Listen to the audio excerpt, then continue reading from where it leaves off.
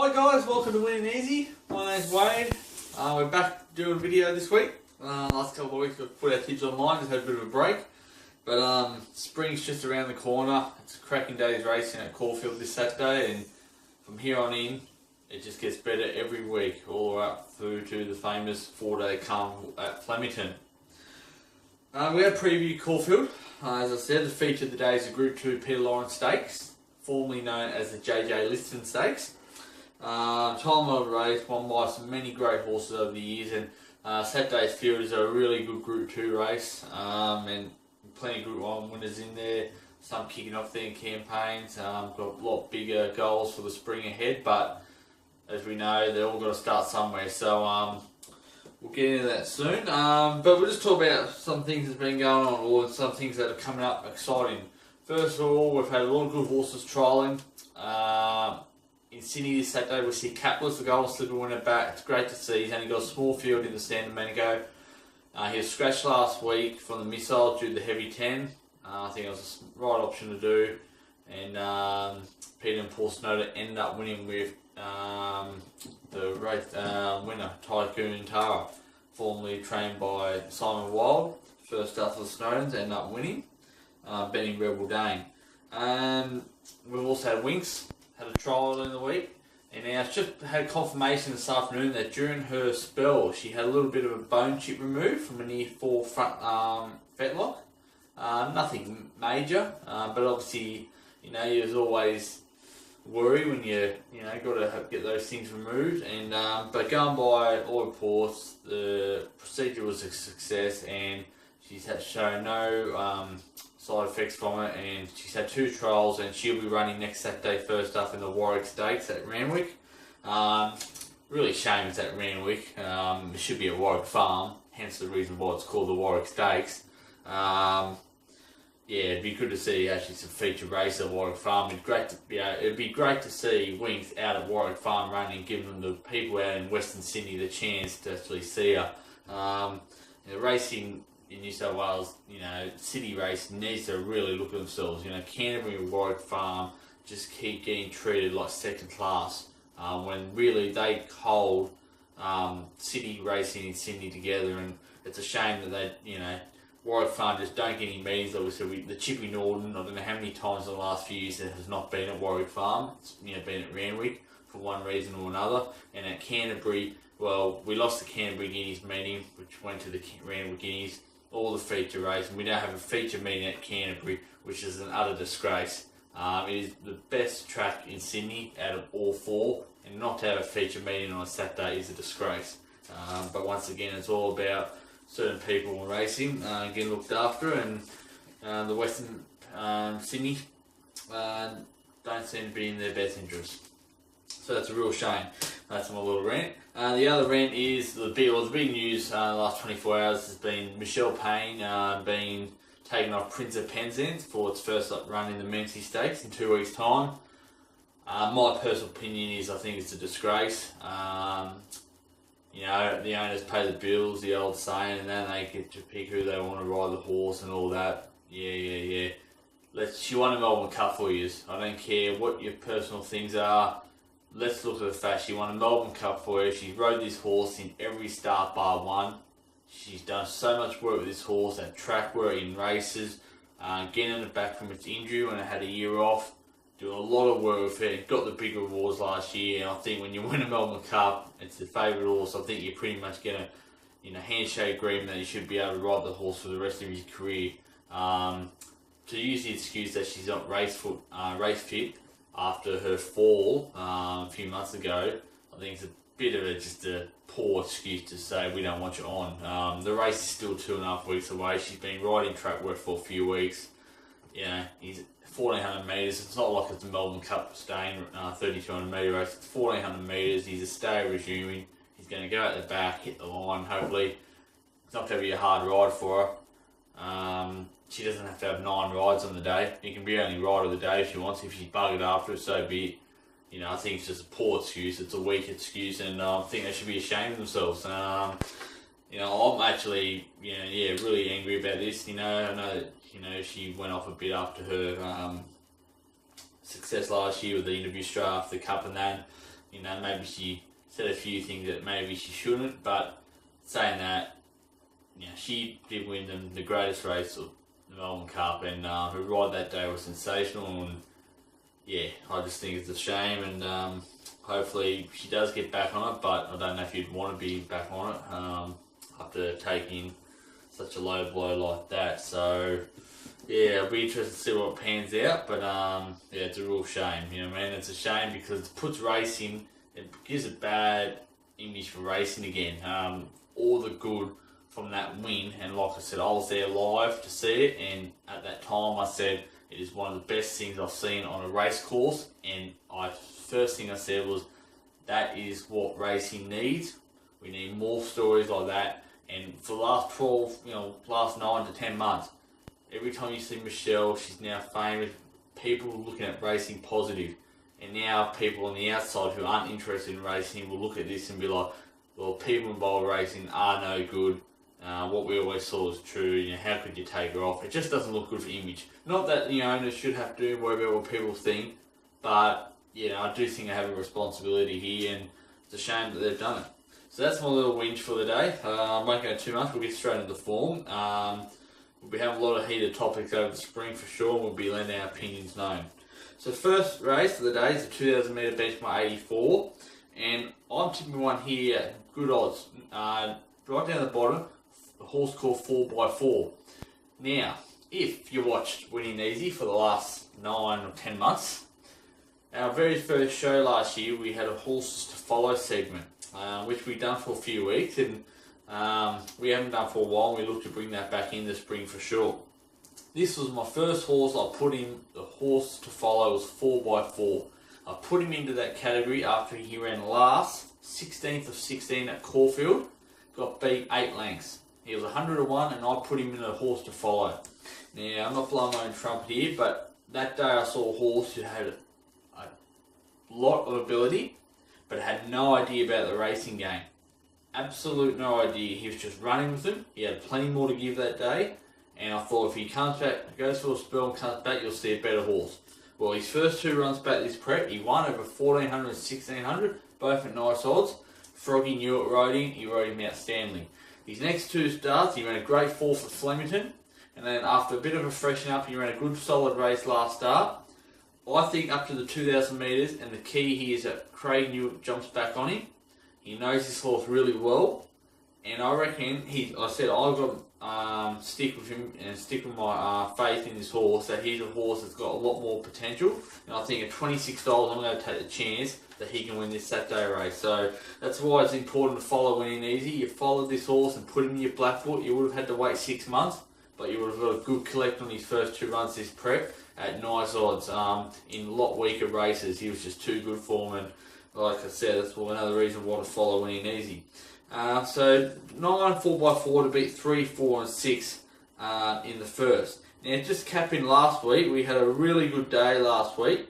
Out of the 7 races we had a tipping, and 1 was scratch. We had 3 winners. Our best bet Subu won at SP at $7, $5.80 in the tote, $7 SP, great odds. And we had 2 other winners, weren't big odds, around $3.50, $3.80 mark, plus 2 seconds at $3 a place each. We had a big day on the punt last week, so we've had a really good last couple of months. We've been really tipping plenty of winners, and we want to keep that going all the way through the spring. So race 2, it's a benchmark 84 for the mares, and I'm going to go number 8, Gigi Girl. How do you pronounce it, I hope? It's around 2 seconds its last 2 starts. It's knocking on the door, and with the claim for Benny Thompson 52, I think it'll be very hard to beat here. To beat number 6, 3 and 9. Ariane, my second selection, I think she'll run a lot better race. She's obviously on a staying path this campaign. Where she'll end up, I don't know. I think that listed Group 3 Country Cups, those type races will be one of her goals, but I expect her to run a lot bigger race. 3 choice, the Kiwi mare for Nigel Blackiston now, and number 9, Winter Chiller. So that's race 2. Race 3 with a benchmark 84 for the 1600 for the boys, and I'm going number 6 Chivalry. Former boom horse when he was with Mark Kavanagh and Glenn Boss after he won the I think he won the Vane Stakes on this day 2 years ago. So it's a 3-year-old. So there you go how time flies. He got off and said he's the best 3-year-old colt in the land, as Bossy, I should say, made some outlandish statements over the years. He said that. He never really lived up to the hype and hasn't since. But he's now with Darren Weir. He's had a few runs with Darren. He's been running some good races, but he's been a bit inconsistent. I think that's sort of his whole career. But I think he can win on Saturday. I just got a feeling it might be his race. So 6 to beat 2, 7 and 1. And Dandy Jet's first up there, my second selection. He's obviously a stayer. Once again, it will be targeted towards some, I think, Group 3 cup races towards the back end of the spring. But I'm expecting to run maybe a cheeky race fresh. I think he might come on and improve from his break. So 2 to beat 7 and 1. Race 4 is for, it's 1100 metres race. It's for the mares. Really good race though. And I'm liking number 5, Chiavari. Really good little mare. This, honest as the day's long. Second last start, win before start, the start before that I should say. Just in a really good reign of form, and you know, when mares in form, you keep backing them. And around that $8.50 mark, I think it's great odds. You know, she only got beat 2.6 lengths behind Tuscan Sling and Ascadelia in a Group 3 mares race early in February. You know, she runs that day, she'll be winning again. I think she's proved that since her 4 runs since that she's a quite quality mare. So we'll go number 5 to beat 2 Shakespearean Lass first up. Listed winner early in February as well. Number 1 Atmospherical, the best horse in the race. Just needs a lot of luck in her races and the way she's got to be ridden, but Nick Core does understand her very well. And number 6, Mossing Around for Graham Begg, first up. Really talented filly. Won a trial the other day, and it's good to see Graham back training. He's down the Mornington Peninsula now, beautiful part of the world, and he's loving life as a trainer again. It's great to see Graham back. He's had plenty of good horses, including All Silent, who he's winning the Dali Classic 6-7 years ago. Still one of the best wins I've seen live. I don't know if I've seen a horse sprint past me live. Horse sprint past me faster than that day. When he let go, he went boom, and I was gobsmacked how fast he was going live. You know, really appreciate those good horses when you watch them live, because they really are flying. And that was an amazing win from All Silent.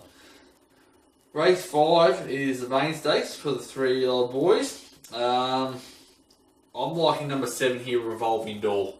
The Clinton McDonald stable. I think this is a really good horse. I'm going to say I really think he's a good horse. I think he potentially could be maybe a Group 1 3-year-old winner during the spring. It's a big call, but his form in the autumn was sensational. First start in the Blue Diamond Prelude, he stormed home, only get beat 4 lengths from Flying Artie. He then won his next start, and then he ran 3rd in the Solid Produce. I think to a horse to do that on his very first 3 runs were all high quality. I think the break will do him well. Whether 1100 is his best journey, I don't know. I personally think he will be maybe looking for a mile to 2000. I've got a feeling he's going to be a really nice Caulfield Guineas horse. You know, if you had to ask me for a tip for a Caulfield Guineas early, one that big odds, I'd be having something small on him. I think it'll be very hard to beat though on Saturday. Nice and fresh to beat numbers 3 Cohesion, Power to Trips to Scratching. So we had him for 3rd, so we'll put Valiano for 3rd, and I don't really have a 4th selection there. I just think Revolving Door will be too classy for him. Race 6 is the Winslow Group Stakes, formerly known as the Quet Stakes. I hate when they keep changing names of races. Tough race is, but I'm going to go with the Tasmanian filly, number 5 Hot Dip. Now, Hot Dip is very talented. What can you say? Her only defeat was when they brought her to Victoria for the size Produce, where she got beat 5 lengths. I said also Revolving Door only beat a couple lengths. How high I regard him for filly to only get beat a couple lengths like that after being unbeaten and winning a listed race in Tasmania. Winning the start before that by 8, doing it absolutely in a hand canner. I think she's untapped. I really do. I'm pretty confident that she's really, and she's won a trial since. I just think that at $18, I think it's stupid odds. I think she's a very talented filly, and I believe she can make the measure up here in Victoria. And here she's only taken on 3 old fillies, so I think it's crazy odds. So number 5 to beat number 4, which is I'm a Star. She potentially could be this spring. She's got plenty of talent, already a group winner during the Adelaide Autumn Carnival. Numbers 11, Marius. Ollie's on board. I think this is a filly with definitely plenty of potential as well. And number 13, Conscious. I think she might find this a bit too sharp, but she might be a nice 1,000 guineas horse during the spring. Bred to get a bit more ground by So You Think, and yeah, she might be a horse to actually follow out of this race. Race 7 is the feature of the day, the Peter Lawrence Stakes. So formerly known as the Liston Stakes. It's pretty much always been one of the races where all the stayers kick off their preparations for this thing, for the cups I should say, and the feature races. Good race, plenty of Group 1 winners here. My favourite horse is Cleaner's back now with Peter Galligotis after being taken off Mick Burles, which is a shame, but as far as everyone is saying, he's going just as good. People know him, Stephen Arnold who rides him. He won a trial the other day. He's a 9-year-old now, but he's still got the zest for racing, and hopefully he stays in Drew Town and he can run some good races this prep. I love him, love the Cleaner. It's great to see him at the Cox Plate last year. He didn't obviously win. We saw the Mighty Wings become a star that day, but I was still privileged enough to see that and cheer on my favourite horse, the Cleaner, run a gallant race. The winner though, I think it's going to be number 13, Set Square. As a 3-off filly, she won the Crown Oaks at a 4th start. Only good horses do that. She had a few little injuries. Last spring, she ran some really good races. She ran 3rd in the Turnbull, unlucky not to win. She ran disappointed in the Caulfield Cup, but really, I don't think she's a stayer. I don't think she is a stayer, and the way they wrote it positive in the Caulfield Cup, I think was the wrong thing. Then they brought her back to the McKinnon, and she only got beat 1.75 lengths to the McKinnon after a Caulfield Cup run. I don't think she's a stayer. I don't think you'll ever see her run beyond 2,000 metres again. I think first up here, nice and fresh. I think at $26, she can run a good race. She goes well fresh, and I think she's way over the odds here. To beat number 12, Savito, who's a Caulfield 1400 metres specialist. She's a 2-time Group 1 winner over this course and distance. That says enough. Number 11, Mahuda, still not his peak. His grand final is to peak early in the Group 1s, and that's in 2 weeks' time in the Memsie. But I expect him to run a lot more better race. Tactics here is going to be very interesting because we're going to have Lord of the Sky, we're going to have the Cleaner. I think Mahuda's a lot better when he's ridden a bit more positive and allowed to bowl along. So the pace in this race is going to be actually, I think, quite genuine, which you don't usually see for these weight for age races, especially early in the season over the shorter distance. They usually sit and sprint. So this one might be the exception, and I think that might allow Set Square to really sprint home really well fresh and run over the top of them. So Mahuda for 3rd. As you know, I'm a massive fan. If you watch Winning Easy in our 2nd episode, we tipped him last year at 20-1 in the listed Gothic Stakes at Caulfield, which he led all the way and won, and that day onwards the star was born and everyone jumped on the bandwagon, but we were the first one to declare Mahuda was a horse of huge potential. I said he's a Group 1 winner in the future, I believe, and I believe he can get one this spring for sure. He's already got a Group 2 to his name, he just needs that elusive Group 1 to help his stud career as well. And for 3rd, for 4th I should say, we're going to put in the Cleaner because he just tries his heart out and he'll give him something to chase because he's got the heart the size of a lion. So we're going to go value there, 13, 12, 11, 2. Race 8, we'll quickly skip through race 8 and 9. It's a Regal Roller Stakes, listed race over the 1,200 metres.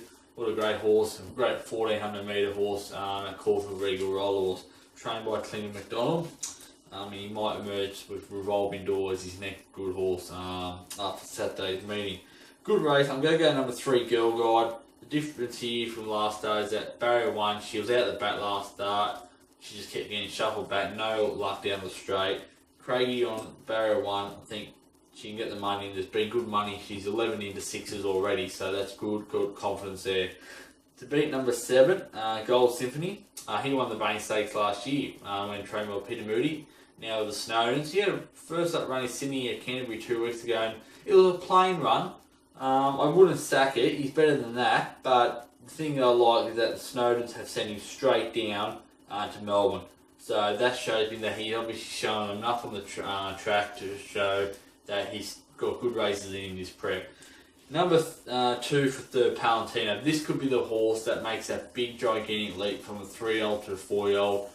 Who knows, he could be a Cox Plate contender come October. He's untapped, he's an Australian Guineas winner, and he's only lightly raced, and Darren Weir, he can just do no wrong. Broke the record for most winners in a season, and he started with a bang. 5 winners at Flemington last Saturday, 4 on Sunday. Just crazy how good his horses are going, and Palantino I think is one of the horses to follow this spring and watch. And number 9, Snoopy for 4th. Last race of the day, I think it's the toughest race of the day. I'm going for value here, and I've ended up going number 7, which is Il Gattino from the Simon Ryle stable. Good horse. This is his level, and I think at $21, he's just a touch of value. Barrier 4, he just ticks a few boxes. Each way, I think it's worth an each way bet. There's not a lot of confidence in the race. It's very open. But I'll go Il Gattino. To beat number 9, Harvey's Trueheart. He's a good horse, this horse. He's had the 1 run back. I think he can improve a lot second up. Off a long sort of gap between first and second up runs. But I think he's a talented horse. Number 8, Prince of Brooklyn. He doesn't know about to race this horse. But the barrier, and he just finds it hard to win. He's been 3 seconds in a row, so he's finding it hard to win, and he's not one of the punters' favourite lately. And number 15, which is Vostok from the Henry Dry stable. Got ability for sure, and he's very capable of winning this. So 7, 9, 8, and 15 there. So that's a preview of Caulfield. Now, tough day at the office. I'm confident we'll get some winners and at good odds. Now trying to think of the best bet of the day, that's a really hard one. We'll go, I think, best bet of the day we'll go is race 5, number 7, Revolving Door. And we'll go race 8, number 3, Girl Guide as the best bets. They're my 2 best bets. And the roughie of the day, which has been going good lately as well, they've been running some really good races, a couple of plays at massive odds. Roughie of the day has to be the 2 in race 6 and 7, Hop Dip and Set Square. But I'll go Set Square as my best roughie of the day. Group 1 winner, for nice and fresh at $26. I think that's overs. So they're my best bets and best roughie of the day. 2 best bets and 1 roughie. Thanks for tuning in, guys. Please spread the word. We really want to ramp this show up for the spring. We've got a lot of loyal supporters who have been with us since day 1 of last October, and we just want to spread the word out there, and we're doing something we love. So thanks very much, guys, and we'll be back next week for a bigger and better show. Thanks.